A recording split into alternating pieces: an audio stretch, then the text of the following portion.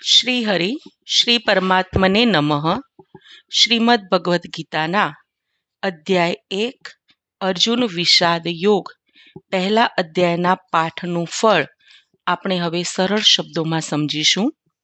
એક દિવસ પાર્વતીજીએ મહાદેવજીને પૂછ્યું, હે ભોળાનાથ, આપે એવું તે શું જ્ઞાન મેળવ્યું છે જેને લીધે સર્વ લોકો આપને પૂજે છે? મહાદેવજી બોલ્યા, હે દેવી, ગીતાના જ્ઞાનનો પ્રતાપ છે. એ જ્ઞાન મેળવીને ઘણાનું જીવન સાર્થક થયું છે. તે માટે એક કથા કહું છું, જેનાથી તમને ગીતાજીના જ્ઞાનની સાર્થકતા સરળતાથી સમજાશે. એક સમયે શેષનાગની સૈયા ઉપર સૂતેલા નારાયણ ભગવાનને લક્ષ્મીજીએ પ્રશ્ન કર્યો, હે પ્રભુ, તામસી જીવો નિંદ્રા અને આળસને આધીન થાય એ સ્વાભાવિક છે, પણ આપ તો અવગુણોથી પર છો, તો પછી આપ કેમ આંખો મીચીને પડ્યા રહો છો? લક્ષ્મીજીનો આ પ્રશ્ન સાંભળી નારાયણ ભગવાને તેમને આ રીતે ગીતા મહાત્મ્ય સમજાવ્યું. ભગવાને કહ્યું, હું નિંદ્રાધીન થયો નથી. તત્વનું અનુસરણ કરનારી આંતરદ્રષ્ટિ દ્વારા પોતાના જ માહેશ્વર તેજનો હું સાક્ષાત્કાર કરી રહ્યો છું. હે દેવી, એ જ તેજનું યોગી પુરુષ પોતાના અંતઃકરણમાં દર્શન કરે છે તથા મીમાંસક વિદ્વાન વેદોનું સાર તત્વ નિશ્ચિત કરે છે. આ માહેશ્વર તેજ અજર, આત્મરૂપ, તેજરૂપ, અખંડ આનંદનો પુંજ, અજલ અને અદ્વૈત છે. આ સૃષ્ટિનું જીવન તેને જ આધીન છે. શ્રી લક્ષ્મીજીએ પૂછ્યું, હે દેવેશ, આપ જ યોગ્યનું પરમ ધ્યેય છો. આપના સિવાય કોઈ પણ ધ્યાન કરવા યોગ્ય તત્વ નથી. એ જાણીને મને આશ્ચર્ય થાય છે. આપ સર્વજ્ઞ છો, તે છતાં આપે પરમ તત્વથી અલગ હો તો મને તેનો ઉપદેશ આપો. શ્રી હરિ કહે, હે દેવી, આત્માનું સ્વરૂપ દ્વૈત અદ્વૈતથી અલગ ભાવ અભાવથી મુક્ત અને આદિ અંતથી રહિત છે. શુદ્ધ જ્ઞાન, પ્રકાશ અને પરમાનંદ રૂપ હોવાથી તે મારું ઈશ્વરીય રૂપ છે.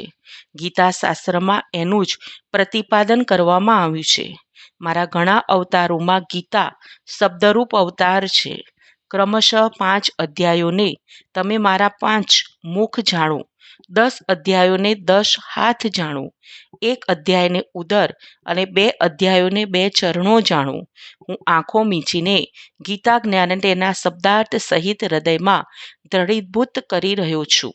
આ જ્ઞાન મહાપાપોનો નાશ કરનારું અને મોક્ષદાતા છે. જો સદાચારી પુરુષ ગીતાનો 1 કે અડધો અધ્યાય અથવા 1 અડધા કે ચોથા ભાગના શ્લોકનું અધ્યયન કરે તો તે સોમ શર્માની જેમ મોક્ષનો અધિકારી બને છે. આમ કહી શ્રી નારાયણ ભગવાને લક્ષ્મીજીને સોમ શર્માનું દ્રષ્ટાંત કહેવા માંડ્યું. એક શૂદ્રે એક બકરી પાળી હતી. બકરી રોજ જંગલમાં ચરવા જાય ને ધરાઈ જાય એટલે પાછી આવતી રહે. કર્મ સંજોગે એક દિવસ બકરીને સર્પદંશ થયો ને તે મરણ પામી. બીજે દિવસે બકરી બળદ થઈને અવતરી. બળદ મોટો થતાં એક ભિખારીએ તેને રાખ્યો. ભિખારી રોજ સવારે બળદ પર બેસી ભીખ માગી લાવતો ને જે મળે તેમાંથી કુટુંબને પોષતો. બળદને તે બહુ ઓછું ઘાસ નાખતો, ભૂખે મારતો. આથી દુબળો બનેલો બળદ એક દિવસ રસ્તામાં ચક્કર આવતા ઢળી પડ્યો, પરંતુ તેનો જીવ ગયો નહીં. એ રસ્તેથી જતા આવતા ભાવિકો બળદની દયા ખાઈને તેનો જીવ સુખેથી જાય તે માટે પોતાના ધર્મ કાર્યોના પુણ્યોના ફળ આપતા, પરંતુ કોઈ ઉપાયે બળદનો જીવ ગયો નહીં.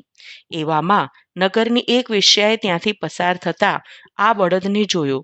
તેને અનુકંપા ઉપજી. તે બળદ પાસે આવીને શુદ્ર ભાવથી પોતાના સત્કૃત્યોનું ફળ તેને અર્પણ કર્યું. તે સાથે જ એ દુઃખી બળદનો પ્રાણ છૂટી ગયો.